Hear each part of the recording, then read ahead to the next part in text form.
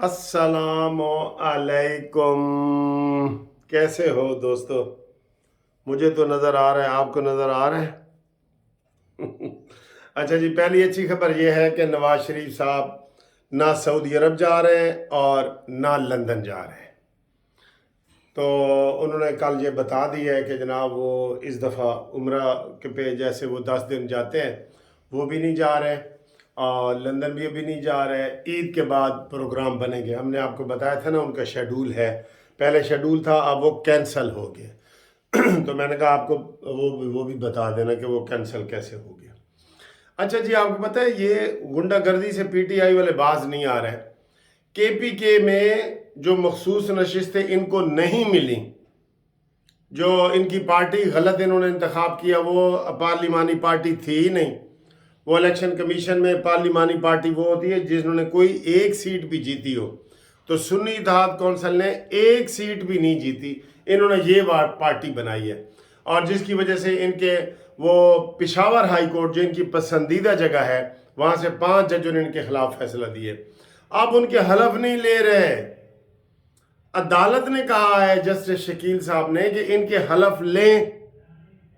और अभी आपको पता है इलेक्शन कमीशन ने अभी क्या धमकी दी है कि अगर ये केपीके में उन मखसूस नशिस्तों के ऊपर जिनको अदालत ने कहा है कि ये अब नून लीग की हैं, पीपल्स पार्टी की हैं, अवामी की हैं, मौलाना फजल रहमान की हैं, अगर ये हलफ नहीं लेते और ये अमीन गंडापुरी गुंडापुरी के ज़रिए इजलास नहीं बुलाने दे रहा, गवर्नर ने भी कहा है फिर भी नहीं दे रहा, इसके 2 नतीजे निकल सकते हैं। सुन लो, 2 नतीजे निकल सकते हैं। एक तो सीधा सीधा पहले बता दूं कि गवर्नर राज लग सकता है। समझ गए हो क्यों मुल्क में अफरा तफरी चाहते हो? आराम से काम तुम्हें करना नहीं आता। हर काम जो पीटीआई का वो उंगलियां टेढ़ी करके निकालना पड़ता है। तो अगर ये ताउन नहीं करेगा, अगर अदालतों की भी आप ये बात नहीं मानेंगे, तो फिर क्या करेंगे बताएं? फिर गवर्नर राज के अलावा कोई तरीका रह जाएगा? तो फिर गवर्नर राज ही रह जाना है बस। फिर आप हाथ मलते रह जाएंगे अमीन गुंडापुरी। इसलिए उनका हलफ लो। और इलेक्शन कमीशन ने कहा है कि अगर ये हलफ नहीं लेते फिर मैं सेनेट का इलेक्शन मुलतवी करता हूं केपीके का। देखें कितना बड़ा नुकसान हो जाएगा उनको। केपीके में ही सबसे ज्यादा सीटें सेनेट की इनको सुन्नी वालों को मिल सकती है। पता नहीं अब ये सुन्नी है या क्या है, इनकी समझ नहीं आती, तहरीक इंसाफ कहें या सुन्नी कहें। इतनी कंफ्यूज पार्टी है। हर कंफ्यूज स्टेटमेंट को ये कहते हैं हाँ क्या बात है, इमरान ने कहा है, हाँ ये बिल्कुल। मैं कहता हूं, मैं एक गंदी मिसाल देने लगा हूं। इमरान कहे ना कुत्ता हलाल है, कहे अब क्या बात है, हाँ उसने शेरू रखा हुआ है, शेरू है, वफादार है कुत्ता, ये खूबियां निकालना शुरू कर देंगे। ये नहीं देखेंगे कि ये इस्लाम के बुनियादी असूल और कानून और मजहब के खिलाफ एक चीज है। वो कहेंगे हाँ ठीक है, बिल्कुल ठीक है, इमरान ने कहा है ना, बस उसका विजन है। ये इस तरह की कौम तैयार हो चुकी है, आप जो मर्जी कर लें। अब उन्होंने इलेक्शन कमीशन ने आज धमकी दी है कि 2 दिन के अंदर अंदर इसका हलफ लें, नहीं तो सेनेट के इलेक्शन फिर केपीके में मुलतवी समझे। आपको पता है ना इलेक्शन हो रहे हैं 2 तारीख को, और अभी तक इन्होंने हलफ नहीं लिया।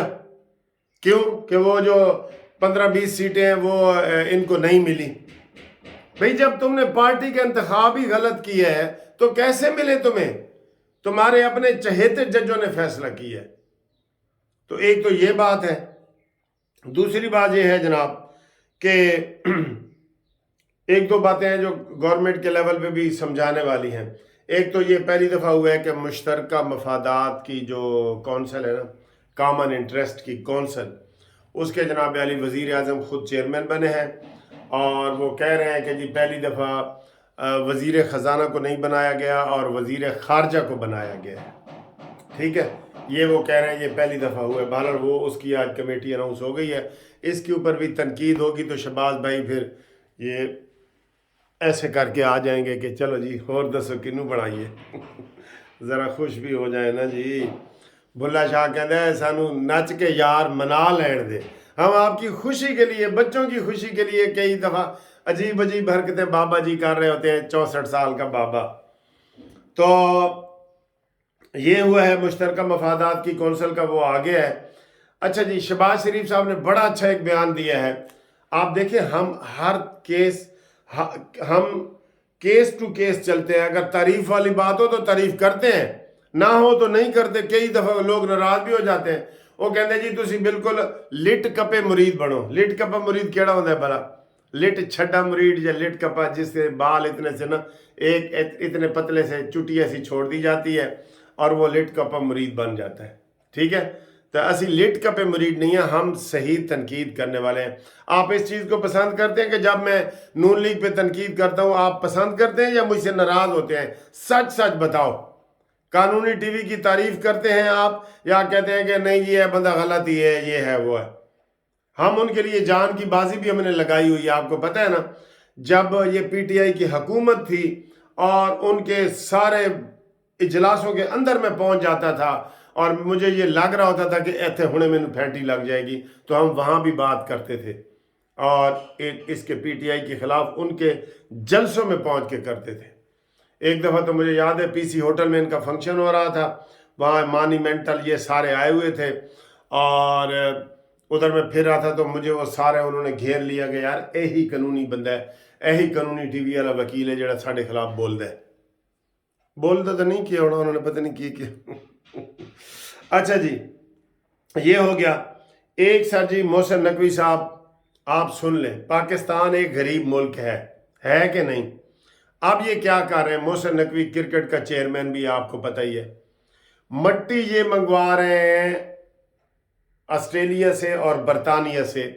پچ ٹھیک کرنے کے لیے مٹی آ رہی ہے، یہ نہیں آنی چاہیے، غلط ہے. پھر ریڈ بال کا کوچ علیحدہ ہے، وائٹ بال کا کوچ علیحدہ ہے، غلط ہے. کروڑوں روپے ان کی تنخواہیں اور یہ انگریز ہیں. میں اپنا تو سات بسم اللہ 7 کوچ بناؤ.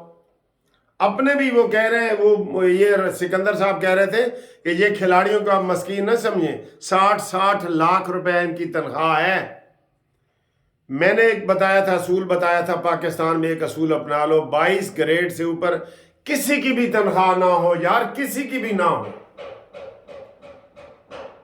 میں آپ کو یقین سے کہہ رہا ہوں، میں نے کل آپ کو ایک بنیاد دکھائی نا، قمیض، میں نے قمیض استری کرائی، انہوں نے کہا جی اس کے اوپر 22 روپے ٹیکس، 150 روپے کی قمیض استری ہوئی، 22 روپے کا ٹیکس. ہم اتنا ٹیکس دے رہے ہیں اور آپ کروڑوں روپے میں بندہ باہر سے آ کے رکھ لیتے ہیں. اس نے کہا جی کہ کوچ رکھیں گے، سارے انگریز کوچ ہوں گے، وائٹ بال کا علیحدہ کوچ ہوگا، ریڈ بال کا علیحدہ کوچ ہوگا، بالنگ کا علیحدہ کوچ ہوگا، بیٹسمین کا علیحدہ کوچ ہوگا. کیا مصیبت ہے؟ اتنے پیسے ہیں ہمارے پاس؟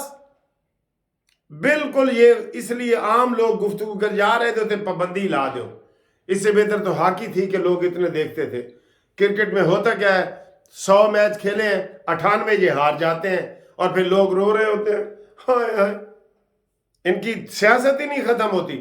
محسن نقوی صاحب، کوئی باہر سے کوچ نہیں آنا چاہیے. سن لو یہ ہماری ریکویسٹ ہے. جو اس چیز کو پسند کرتا ہے نا وہ کومنٹس میں لکھے کہ کرکٹ کے کوچ باہر سے آنے چاہیے، اور وہ بھی 4 5 کوچ آ رہے ہیں انگریز. اس کے اوپر ضرور آپ نے بات کرنی ہے، تنقید بھی کرنی ہے، کومنٹس کرنے ہیں. ٹھیک ہے جی. اس کے علاوہ کراچی اور سندھ میں کتنے حالات خراب ہیں آپ کو پتہ ہے؟ کراچی اور سندھ میں یقین کرو زندگی خطرے میں آ گئی ہے، خطرے میں آ گئی ہے زندگی. ویسے تو ادھر بھی ہو رہے ہیں لیکن کراچی اور سندھ میں تو حد ہو گئی ہے کہ وہ ابھی ایک بتا رہے تھے کہ وہ ڈیلیوری بوائے کو انہوں نے جناب موبائل بھی چھین لیا اور گولی بھی مار دی. یہ اتنے دندنا پھر ہیں. یہ سیف سٹی، یہ کیمرے وغیرہ کدھر ہیں؟ خدا کے لیے کچھ کام کرو. عوام بہت تنگ ہے. ایک مہینے میں سینکڑوں بندے قتل ہو رہے ہیں کراچی میں، خاص طور پہ کراچی کو تقسیم کرو، اس کے ضلع بناؤ، مزید چھوٹے چھوٹے یونٹ بناؤ، ہر ایس ایچ او کی ذمہ داری ہو، بتھے کی نہیں، ڈیوٹی دے ڈیوٹی. یہ عقل کے اندھے ہیں یہ پولیس والے بھی. ان کو پتنگ نظر نہیں آ رہا ہوتا جو ساری دنیا کو نظر آ رہا ہوتا ہے آسمان پہ، ایسے وہ چاند کی طرح نظر آ رہا ہوتا ہے، ان کو نظر نہیں آتا.